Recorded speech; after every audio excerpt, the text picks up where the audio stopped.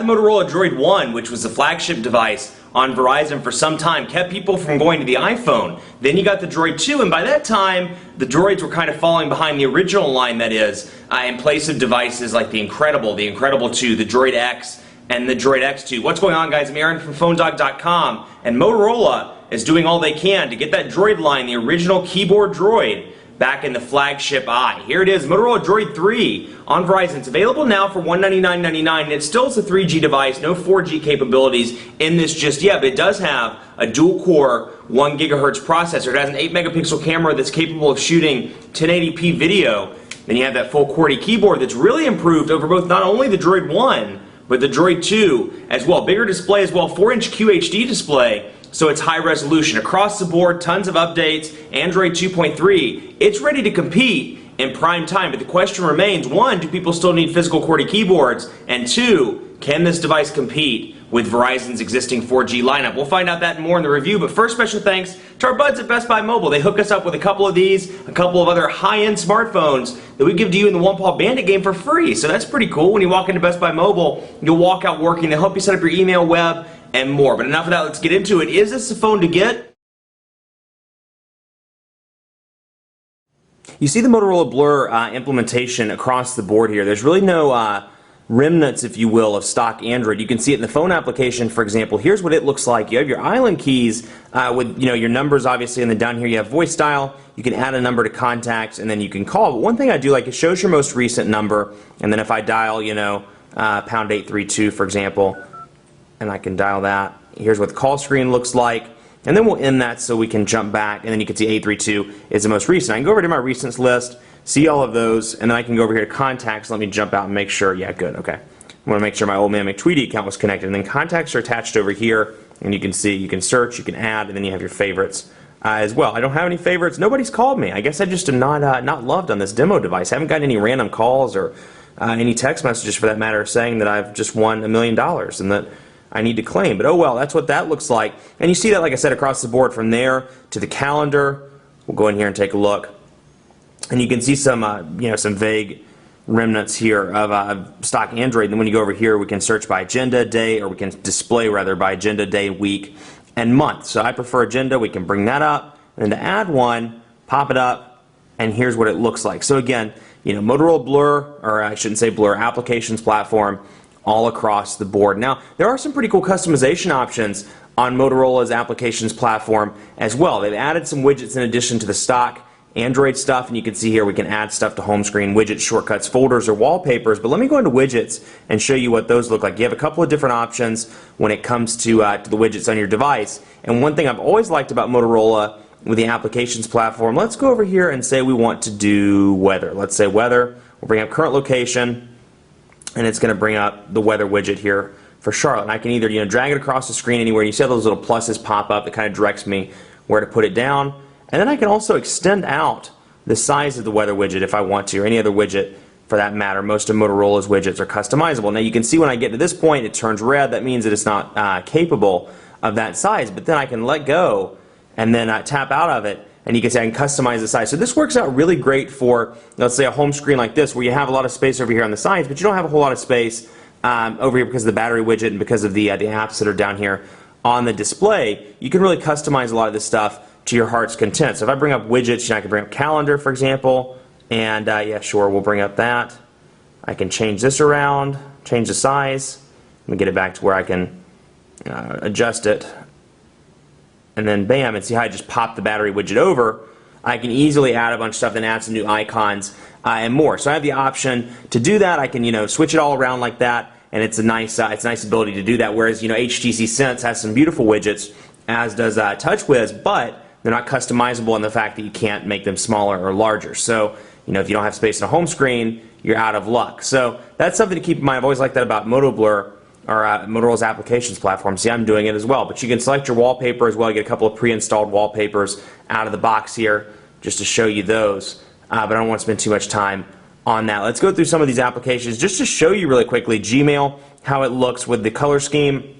Pretty similar here, not a lot of changes. But you can see, again, blue color scheme up here at the top. And then when I go to new update available, let's say over here with the BlackBerry Playbook, do more with your BlackBerry Playbook. So use it in portrait or in landscape, and again, nice transition effect there. And then I can scroll down, scroll around, and I have archive, delete, and then I can you'll notice the header stays at the top regardless of where I am in the email. So that's a pretty cool little touch. You're halfway through, you're like, I need to send this email back. I don't know who to send it to.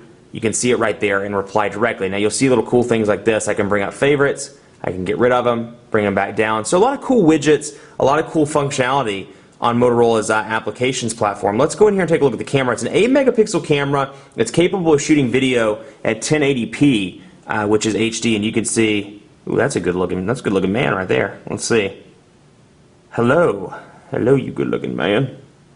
I don't know what I was doing or where I was, but that's pretty happening look there. So you can see that, and that's what a typical picture looks like with 8 megapixels. Let's bring in the My Touch here, and we'll do the keyboard here just to give you an idea of the zoom and things like that. Now you have a couple of editing options. You can change those through settings. You can make it widescreen. You can change the video definition if you want to, geotag, things like that. We can go over here and do the effects. You can see scenes, modes, and they've really improved. You'll notice this is kind of a change from past versions of Motorola's applications platform. They've really improved that. And I can zoom in and out over here. I can switch it over to the front-facing camera if I want to. Whoa. Let's see here. Bring it over to that, as you can see, and then switch it back. And then over here is the toggle to bring it back and forth between the camera and the camcorder. So all in all, it's a decent number of features. Let's see here. Bam, there it is. It's not the best camera in the world I've found. It's an 8-megapixel camera. It does pale in comparison to some of the other devices I'm working with, like the MyTouch 4G Slide, like a lot of the HTC devices, and then of course like the Apple iPhone 4, which is a 5-megapixel camera. But you can see, it's a little bit washed out. Even, it does have the flash, but still. But it's a decent picture. It's going to work fine in well-lit situations. And then the 1080p. You'll see a video up on PhoneDog.com shortly with a 1080p HD video sample. So that's that. Let's take a look at quadrant standard and speed test, because I want to show you both of those. This is a dual-core device, so a lot of people are like, how fast is it running? How fast is it running? Let's take a look. And you'll notice, again, this is something I didn't actually point out in part one of the video. Another change to this version of Motorola's applications platform, the icons slide from left to right. No longer up and down, so it's kind of like an historic Android thing has gone by the wayside for this like TouchWiz / iOS type transition. That said, everything's pretty reasonably fast, and I haven't had any issues with it. Run full benchmark. Call quality on this device, absolutely fantastic. This is one of the better ones, in my opinion. Motorola does a fantastic job with call quality on any of their phones, particularly with the Droid line, and this one doesn't disappoint. The earpiece is nice and loud. I've had great success with it. I took it to Verizon Dead Spot and was able to make a call, and it wasn't as choppy. It was still choppy, but it wasn't as choppy as a lot of the other Verizon phones I've worked with in the exact same spot. Compare it to something like the Incredible 2, which has a user interface that a lot of people like, but I think the radio is significantly, and actually when you hold them side by side there is a discrepancy. The radio is a little bit weaker on the Incredible 2. That's something to keep in mind. If you're doing a lot of phone calls, phone texting, anything network based is your primary use, you're going to be really happy with this device. So 1,540 milliamp hour battery. It's going to get you through about most of the day with moderate use. With heavy use, you're going to need to get that extended battery at Verizon. Quadrant standard score 2,179, as you can see there. So 2,179 is a far cry from the Galaxy S2, which is a dual-core 1.2 gigahertz device. I think it's scored between 3,300 and 3,500 on a regular basis, if I remember right. This is a little bit behind that, but it is still a fast device. And heck, take quadrant standard with a grain of salt. In day-to-day use, it works just fine. Let's load up speed test as well, so you can see Verizon's 3G. Again, not a 4G device, but let me find speed test before I try to talk and do this at the same time. Let's see, speed test. Where are you? Speed test, speed test. I thought I downloaded you. Let's go back in here and see if we, just to make sure, speed test. Where did you go? Speed test, not speed yes. Speed test. There we go. And I guess I didn't. Okay, we'll install that right now. So we'll accept the permissions. You get a good look at the Android market, but don't take too good of a look at it, because the Android market's in the process of changing and rolling out right now. So you'll be seeing a new Android market shortly that really aligns up with Google Books and some of the other initiatives that Google is doing. You can do all that from the Android market. So speed test is loading up Verizon, but anyway, not a 4G device. It's a 3G EVDO revision A device, and as a result, network speeds aren't incredibly fast. You can't use voice and data at the same time, but it's more of a reliable connection, and it's available in more areas in the United States than 4G LTE. That said, a lot of people wish that this had come with LTE. Honestly, I don't think it should have. I think that 4G is still in its infancy. I think LTE is still in its infancy. They have the Droid Bionic coming out, which is their flagship 4G device. But to preserve the size and the thinness of this with a first generation LTE radio that has to go in those new devices. You ever wonder why all the Verizon devices are thick? It's because the radio is relatively large. The LTE first generation radio that Verizon's approved is relatively large. So something to keep in mind, you like the size, you like how thin this is. Well, it wouldn't have been this thin if it had 4G. So something to keep in mind. So we're loading up right now with speed test. But all in all, I've been really pleased with this device. Huge improvement. I mean, just on the screen front, the way Motorola's applications platform looks, the keyboard is just a winner all across the board.